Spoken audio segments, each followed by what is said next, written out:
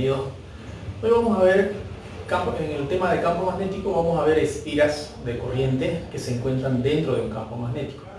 Vamos a ver cómo calculamos el momento magnético y vamos a ver cómo calculamos el momento torsor de esa espira y también de una bobina que está compuesta por varias espiras que se encuentran dentro de un campo magnético. Veamos el planteamiento del problema. ¿Okay? Una bobina circular de 0.05 metros de radio, el radio nos está dando de la bobina, y 30 vueltas de alambre, conduce una corriente de 5 amperes. La bobina está en un campo magnético de 1.2 Tesla, como muestra la figura. Calcular el momento magnético y el par de torsión. Esa es la pregunta, el momento magnético y el par de torsión. Entonces tenemos la bobina, podríamos referenciarlo de esa manera, un eje X y un eje Y.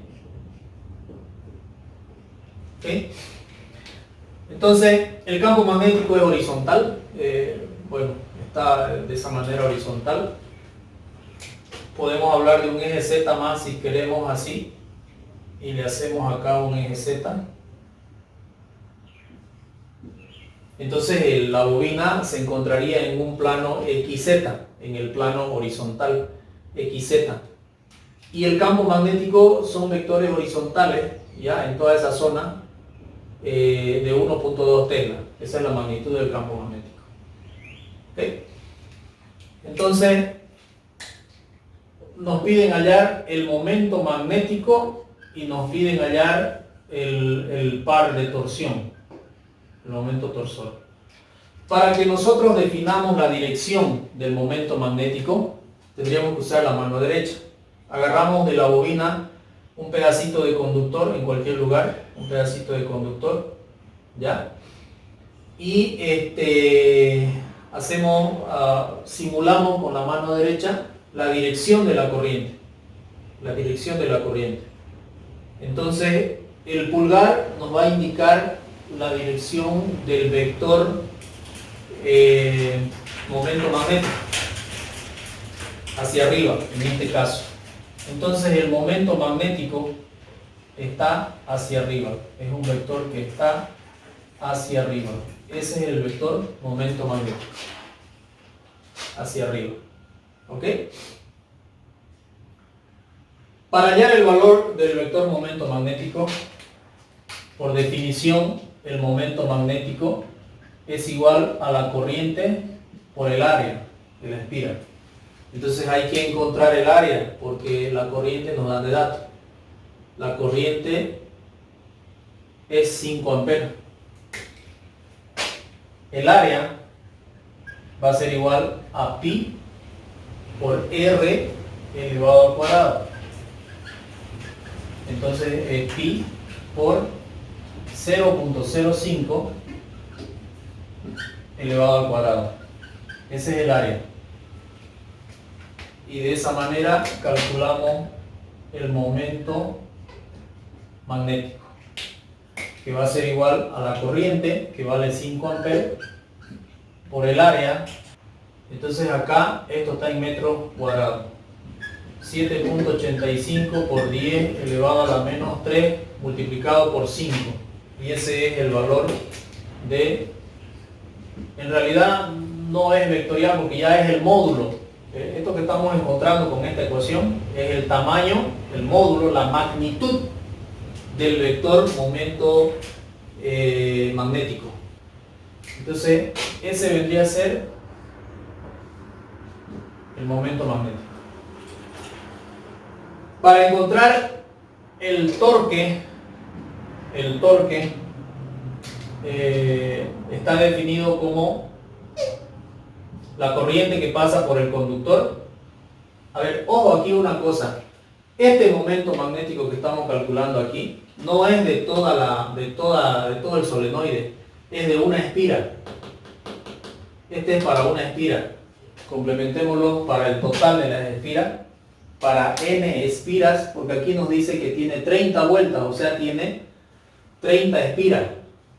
Este momento total va a ser igual a 30 veces este valor, 0.039. Ese es el momento magnético total. Calculémoslo también. 1.17 amperes metro cuadrado. Ese sería el momento magnético total, la magnitud del momento magnético total. Entonces ahora vamos a calcular el torque. El torque, ese sería el total ya, por las n espiras. El área ya lo hemos calculado, es la misma área, es el mismo área. El campo magnético nos dan de datos. Y el ángulo acá es 90, porque el ángulo phi que entra en esa ecuación viene a ser el ángulo entre el momento magnético y el campo magnético, es decir, es 90 grados, ¿ya? En otras palabras, este es el ángulo phi que debemos de calcular, de colocar en esta ecuación. Entonces, reemplazando valores, aquí tenemos 30, que son las 30 vueltas, la corriente 5 amperes, el área 7.85 por 10 a la menos 3, el campo 1.2 Tesla y el seno de 90. Ese sería el torque, el torsor total de esa espira. ¿Ok? Este fenómeno, si ustedes han desarmado alguna vez un auto a control remoto, tiene un motorcito. Dentro de ese motorcito, a ver, ese motorcito tiene esta forma aproximadamente. Entonces este engranaje es el que engrana con el mecanismo que hace girar la rueda, ¿no? Ese engranaje. Me estoy abocando solamente al motorcito. Entonces el motorcito tiene, y justamente ustedes van a ver los motorcitos en su diseño, tienen una bolita acá atrás. Esa bolita es para que este eje quede posesionado ahí, en el centro. Y ese eje pueda girar, ese eje va a girar. Entonces este eje de acá, este eje, cuando ustedes lo desarman, tiene un embobinado, entonces tiene un cable, digamos así, y está el embobinado así.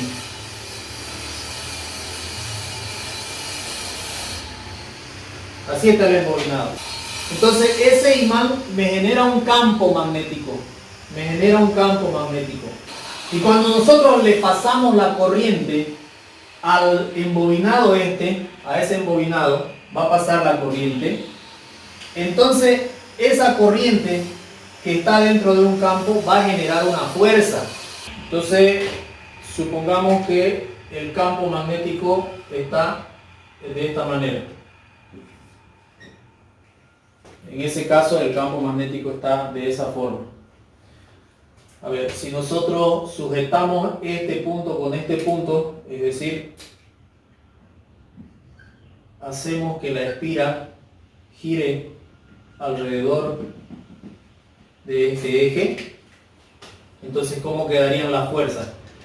Si la corriente viene en esta dirección, supongamos que venga en esta dirección, entonces la corriente viene así y cerramos hacia el campo, ¿no? La corriente así, cerramos hacia el campo, entonces la fuerza en este tramo del conductor, la fuerza resultante va a ser saliendo de la pizarra. Entonces vamos a tener una fuerza resultante saliendo de la pizarra.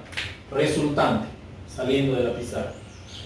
Y en esta otra de acá, que la corriente va para allá, la corriente va para arriba, entonces con la regla de la mano derecha tendríamos que colocar así la mano para cerrar hacia el campo, ¿no? Colocaríamos así la mano y cerramos hacia el campo, la fuerza va hacia adentro. Entonces, en este esquema, nosotros tenemos una fuerza hacia afuera, una fuerza hacia adentro, un eje fijo, y entonces la espira va a tener que girar, va a tener que rotar producto de la magnitud de esta fuerza.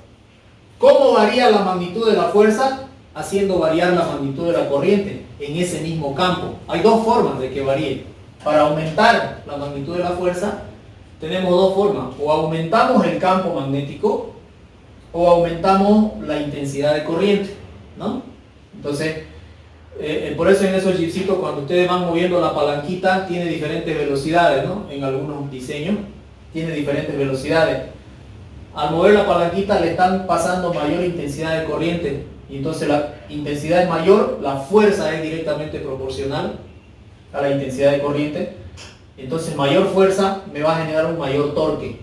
El torque es directamente proporcional a la corriente, ¿no? Entonces, o cambiamos el campo magnético o cambiamos la corriente para mejorar el torque, o también podemos cambiar el área, pero eso no se puede hacer en un diseño ya fabricado, ¿no? Lo que podemos hacer es cambiar la corriente, es lo más práctico. Entonces fíjense ustedes que si nosotros cambiamos la dirección de la corriente, imagínense que volcamos, invertimos el paso de corriente hacia el otro lado, entonces este motor ya no va a girar en esta dirección, va a girar en la otra dirección, ¿no?